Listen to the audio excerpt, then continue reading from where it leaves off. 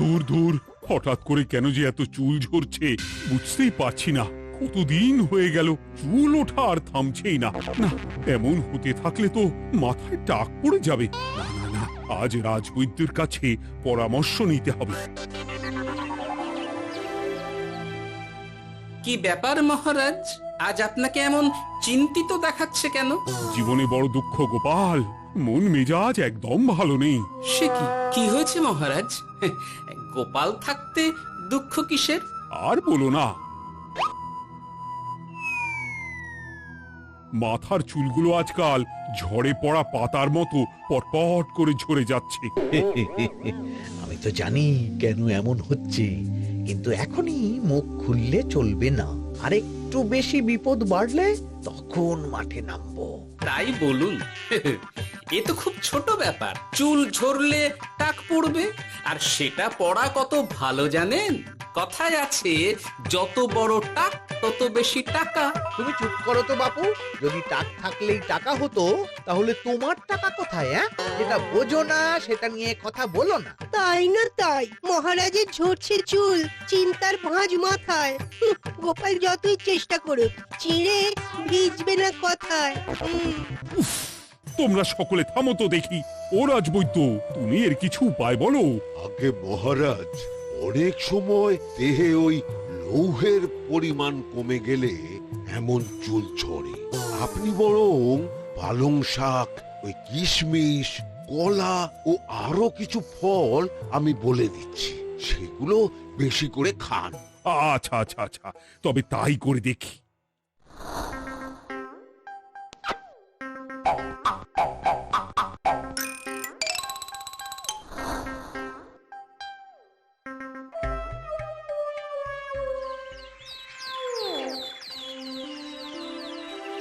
ও রাজবৈদ্য, তোমার কথা মতো শাক পাতা ফলমূল সবই তো খেলাম, চুল ঝরা বন্ধ তো হলোই না। তো জানতামই এমন হবে। কিন্তু মহারাজ, এমনটা তো হওয়ার কথা নয়। কিন্তু হচ্ছে তো। আরে আমার সাধে চুল, কোথায় চলে গেলি সব? এর জন্য তুমি দায়ী। তুমি এর জন্য শাস্তি পাবে বৈদ্য।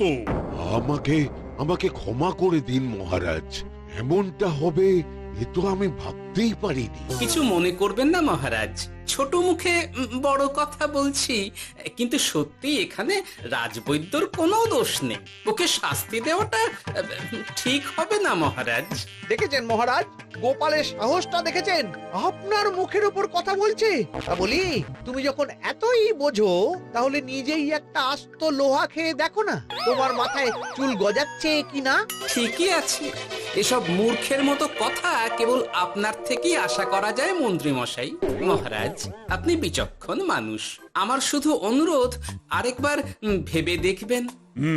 ঠিক আছে, রাজবৈদ্যকে আমি শাস্তি দেব না, কিন্তু সকলের জন্য আমার একটা ঘোষণা আছে। কি ঘোষণা? আমার এই কঠিন সমস্যা যে দূর করে দিতে পারবে, তাকে আমি বিশেষ পুরস্কারে ভূষিত করব। এই তো পেয়েছি, এই সুযোগ কোনোভাবেই হাতছাড়া করা চলবে না। এবারের সমস্যাটা সত্যি বেশ কঠিন। কি করলে যে মহারাজের চুল পড়া বন্ধ হবে সেই উপায় মাথাতেই আসছে না। হঠাৎ করে কেন যে এমন হলো কে জানে।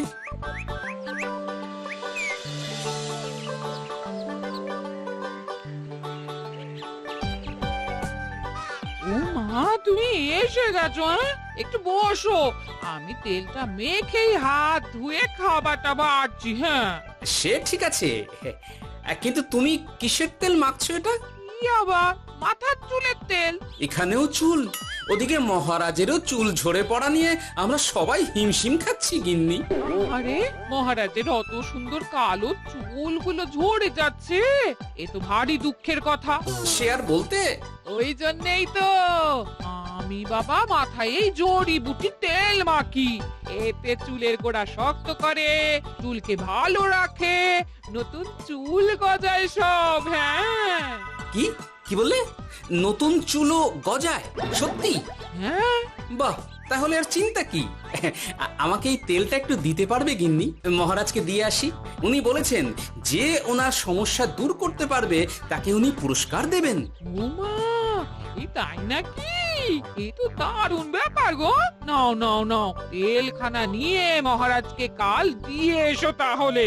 আর জানিয়ে দিও, দিনে 2 বার কিন্তু তেল মাখতেই হবে। হ্যাঁ, আচ্ছা, ঠিক আছে।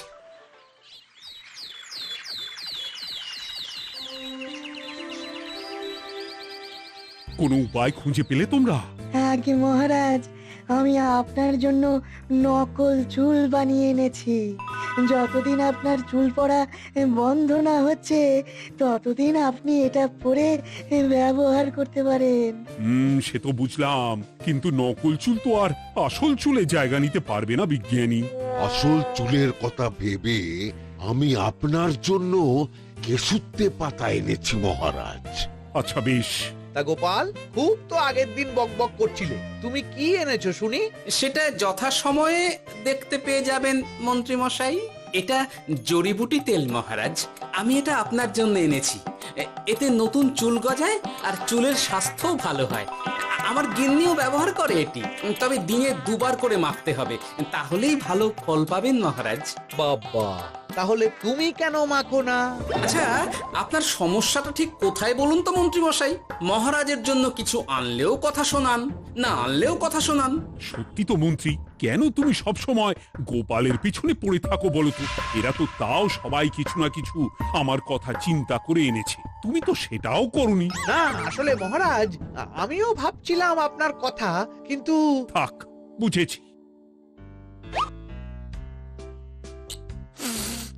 আহ, দারুণ। তেলের গন্ধটাও খুব সুন্দর। গোপাল, তোমায় অনেক ধন্যবাদ। আশা করছি ব্যবহার করলে খুব ভালো ফল দেবে। একদম দেবেই মহারাজ। দূর বাবা, ভেবেছিলাম এক হলো আর এক। কোথা দিয়ে যে গোপালটা মাঝখান দিয়ে এসে নাক গলিয়ে ঢুকে পড়ে, খুব শক্ত পুরস্কার নেওয়ার। দেখাচ্ছি মজা।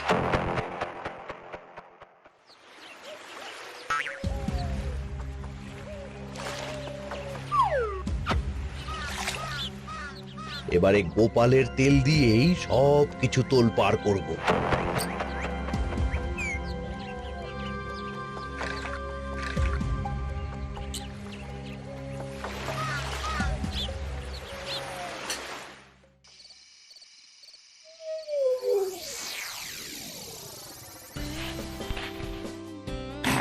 ব্যাস, হয়ে গেল 2 বার মাখা। গোপাল বলেছিল এতেই ভালো ফল পাব, কিন্তু এখন মাখার পর মাথাটা কেমন জ্বালা জ্বালা করছে মনে হচ্ছে। হয়তো নতুন চুল গজাবে বলে এমন হচ্ছে। কাল সকালে বোঝা যাবে। এতক্ষণে বোধ হয় ছোট ছোট চুল গজিয়েই গেছে। কি এটা চুল গজানোর তেল ছিল নাকি পড়ে যাওয়ার? হে ভগবান, যেটুকু বাকি ছিল সেটাও ঝরে পড়ে টাক পড়েই গেল। হ্যাঁ, গোপালই হলো যত নষ্টের গোড়া। আজ আসুক সভায়।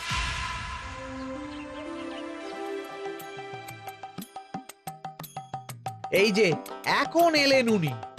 ও কি মহারাজ, আপনি এমন কাপড় মাথায় জড়িয়ে বসে আছেন কেন? তুমি আর এমন প্রশ্ন জিজ্ঞাসা করো না গোপাল, তোমার দয়াতেই মহারাজের এমন অবস্থা। মানেটা আমি তোমায় দেখাচ্ছি, দাঁড়াও। এই যে গোপালের দেওয়া তেল মেখেই আমার এমন হয়েছে, আর তার জন্য আমি তোমাকে কোনোদিনও ক্ষমা করব না গোপাল। বিশ্বাস করুন মহারাজ, আমার গিন্নিও মাখে এই তেল, কিন্তু এমন কিছু তো এখনো পর্যন্ত ঘটেনি। আমি আর কিচ্ছু শুনতে চাই না। আমার মাথা ভর্তি চুল আমি ফেরত চাই। যতদিন না আমার মাথার সব চুল ফিরে আসছে ততদিন আমি তোমার মুখও দেখতে চাই না। মহারাজ, আপনার কোনো চিন্তা নেই, আমি তো আছি। এবার এই সমস্যার একটা সমাধান আমি করেই ছাড়বো। কি ব্যাপার, মন্ত্রী মশাই এত লাফাচ্ছে কেন? এসবের পেছনে আবার ওনার হাত নেই তো? না, ব্যাপারটা পরে দেখতে হচ্ছে।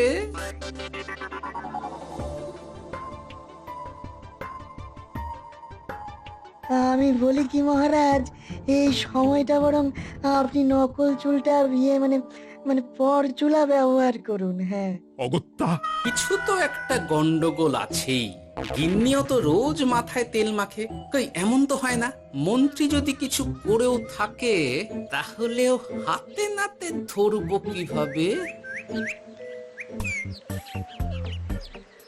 ও কি গো গোপাল দাদু, এখন এই সময় তুমি রাজসভা ছেড়ে এখানে? তোদের দাদু আর রাজসভায় যাবে না রে? কি বলছো গো? কেন? আর কেন, বিনা দোষে এমন শাস্তি। তোমায় শাস্তি দিয়েছে? তুমি শুধু বলো কে তোমার সাথে কি করেছে, বাকিটা আমরা বুঝে নিচ্ছি। আচ্ছা, আর বলছি, কৃষ্ণনগরের মন্ত্রী মশাইয়ের বাড়িটা কোন দিকে একটু বলতে পারবেন? কৃষ্ণনগরে নতুন নাকি? আগে তো আপনাকে কখনো দেখেছি বলে মনে পড়ছে না। হ্যাঁ, আমি এখানে থাকি না, আমি এখানে আমার কাজে এসেছি, তাই মন্ত্রী মশাইয়ের বাড়ির ঠিকানাটা যদি একটু বলে দেন। নিশ্চয়ই, এ পথ দিয়ে সোজা চলে যান, তারপর কিছুটা ডান দিকে গেলেই পেয়ে যাবেন। আচ্ছা, অনেক ধন্যবাদ। ভিন গায়ের লোক মন্ত্রী মশাইয়ের বাড়িতে, ব্যাপারটা বেশ সন্দেহজনক লাগছে। এই এই গুলটে ন্যাপলা, তোরা তোরা দুজন একটু আড়াল থেকে দেখতো লোকটা মন্ত্রী মশাইয়ের বাড়িতে ঠিক কি জন্য এসেছে, তারপর আমায় খবর দিস। ঠিক আছে গোপাল দাদু। তোমার আবার এখানে আসার কি দরকার ছিল? আমি তো বলেছি যে আমি ঠিক গিয়ে তোমার পাওনা গন্ডা মিটিয়ে দেবো। মিটিয়ে দেবে? কতদিন হয়ে গেছে জানেন? দেখো, হয় আমার কীটনাশক আর সার সব ফিরিয়ে দিন, নয়তো আমার জিনিসের দাম মিটিয়ে দিন। কীটনাশক, সার আর কি করে ফেরত দেবো বলো? ও তো সব পুকুরের জলে মিশে গেছে। ওসব আমি জানি না, আমার পাওনা গন্ডা মিটিয়ে দিন, ব্যাস। চল চল, এখনই তাহলে গোপাল দাদুকে গিয়ে সব জানাই। চল চল দাদু, ও গোপাল দাদু। তোরা এসে গেছিস? আয় আয় আয় আয় আয়। মন্ত্রী মশাইয়ের মুখ থেকে অনেক খবর পেলাম। তাই নাকি? কি শুনি? মন্ত্রী মশাই ওই লোকটার কাছ থেকে অনেক কীটনাশক সার নিয়েছে, কিন্তু এখনো জিনিসের দাম মেটায়নি। হ্যাঁ, ওই জন্যই তো মন্ত্রী মশাইয়ের উপর লোকটা খুব লেগেছিল, হুমকিও দিয়েছে 1 সপ্তাহের মধ্যে জিনিসের দাম সব মিটিয়ে দিতে হবে। তাই নাকি? কিন্তু কীটনাশক সার নিয়ে মন্ত্রী মশাই কি করবে? সেটা তো বলতে পারবো না দাদু, তবে হ্যাঁ, মন্ত্রী মশাই ওই লোকটাকে বলছিল যে ওই সব কীটনাশক সার পুকুরের জলে মিশে গেছে। কি বললি? পুকুরের জলে? আচ্ছা, এবার দুয়ে দুয়ে 4 করা গেল। অনেক ধন্যবাদ রে তোদের। বল বল, তোরা কি খাবি? কিচ্ছু লাগবে না গোপাল দাদু, তবে ভোলা বয় আর মিষ্টি খাওয়ালে। আচ্ছা আচ্ছা।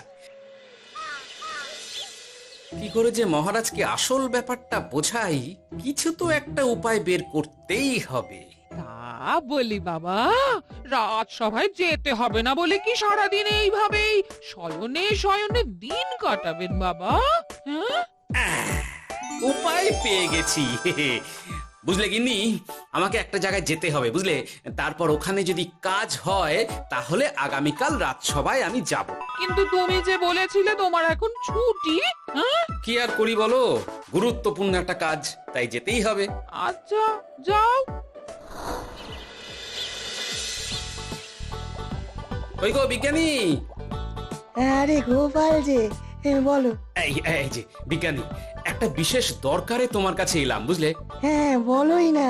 আচ্ছা, এই দূষিত জলকে কিভাবে আবার পরিশুদ্ধ করে বলতে পারবে? কেন পারবো না? জলের মধ্যে একটু চুন আর ফটকিরি দিয়ে দিলেই জল আবার দূষণ মুক্ত হয়ে যাবে। তবে ওগুলো দেওয়ার পর কিছুদিন সেই জলকে ব্যবহার করা বন্ধ রাখতে হয়। হ্যাঁ, আচ্ছা আচ্ছা, অনেক ধন্যবাদ, আসি তাহলে। হ্যাঁ,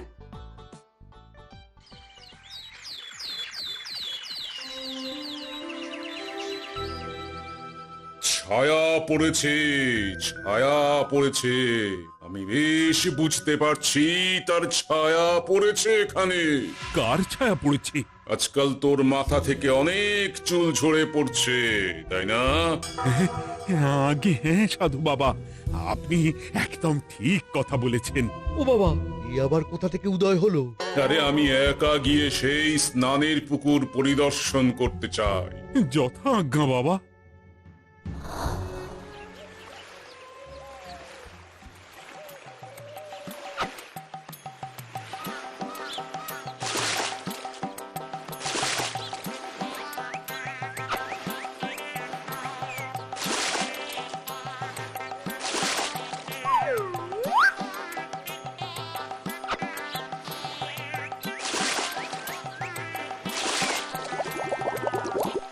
যাক বাবা, মোটামুটি সপ্তাহখানেক এভাবে থাকলেই পুকুরের জল আবার আগের মতো পরিষ্কার হয়ে যাবে। এবার শুধু মহারাজকে একটু বুঝিয়ে বললেই হয়ে যাবে।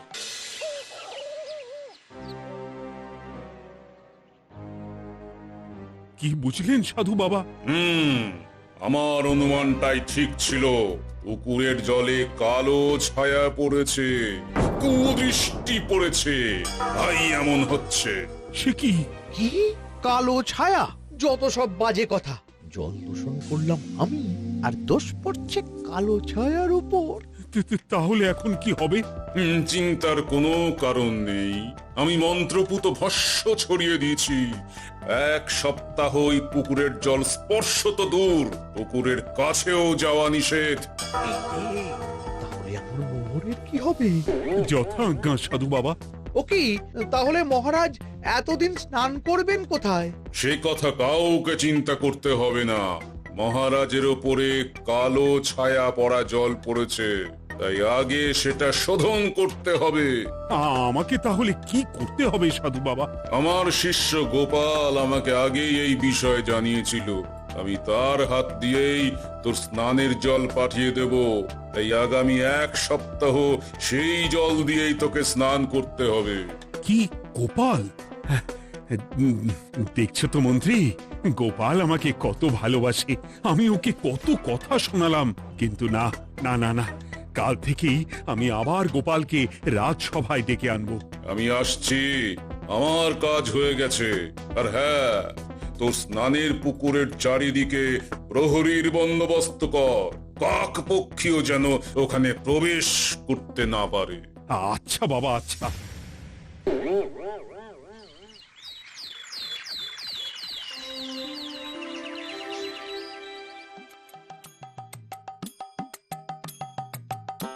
গোপাল, তোমাকে আবার এখানে দেখতে পেয়ে আমার খুব ভালো লাগছে। তোমার গুরুদেব গতকাল এসেছিলেন, কিছু মনে করো না। না বুঝেই তোমাকে অনেক কথা শুনিয়েছি।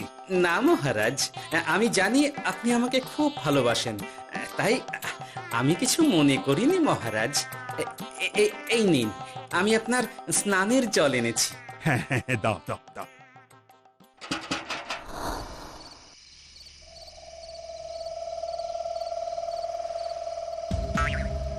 ও বাবা, পুকুরের কাছে যে গিয়ে দেখবো সে উপায় নেই। চারপাশে প্রহরীতে ভর্তি, তাহলে কি সত্যি সত্যি কালো ছায়া পড়েছে? ভালোই হলো, পাওনাদারকে বলে দেবো কীটনাশকটা জালি ছিল। হি হি।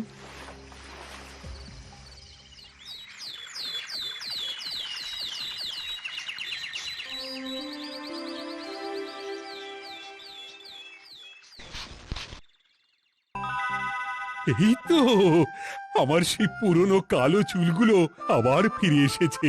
আহা, কি যে আনন্দ হচ্ছে দেখে। আজ 1 সপ্তাহ সম্পূর্ণ হলো। গোপালের জন্য আমার স্নানের পুকুর থেকে কালো ছায়া দূর হয়েছে। আমাকে এই সমস্যা থেকে দূর করার জন্য আমি গোপালকে 100টি মোহর উপহার দিতে চাই। ধন্যবাদ মহারাজ। দূর, আমার আর ভালো লাগে না। সব সময় গোপালই মোহর পায়, এটা তো আমার পাওয়ার কথা ছিল। এদিকে আজকে পাওনাদারও আসবে।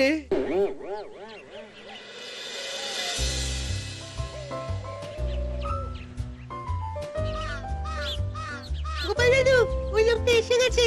আচ্ছা, আসছি। এটা তো মন্ত্রীর বাড়ির দিকে রাস্তা। আমরা তাহলে ওদিকে কেন যাচ্ছি গোপাল? আপনার পুকুরের আসল রহস্যটা কি সেটা আপনি জানবেন না মহারাজ? মানে?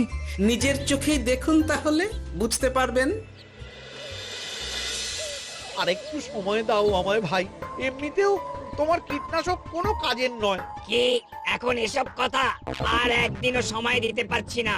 একটু বোঝো, একটু। সব আমি মহারাজের পুকুরের জলে মিশিয়ে দিয়েছি। মন্ত্রী, তুমি তাহলে সেই কালো ছায়া? মহারাজ, আপনার পর্দা ফাঁস হয়ে গেছে মন্ত্রী মশাই। তুমি তাহলে সবটা জানতে? একদম প্রথম থেকে। রে, খুব জোর ফেঁসেছি। এদিকে পাওনাদার, ওদিকে মহারাজ, এইখান থেকে কেটে পড়তে হবে। ই! গন্ডগোল করে আবার পালানো হচ্ছে কবে রে? বলো, কেন করেছিলে? মহারাজ, আমি ভেবেছিলাম আপনার সব চুল উঠে গেলে আমি আপনার কাছ থেকে চুল গজানোর ওষুধ দেওয়ার নামে অনেক টাকা লুটবো। কিন্তু সেই ভাবনা ভাবনাই থেকে গেল, সেগুড়ে যে বালি হয়ে গেল। ভাবা যায় চুলের জন্য চুলো চুলি, হ্যাঁ?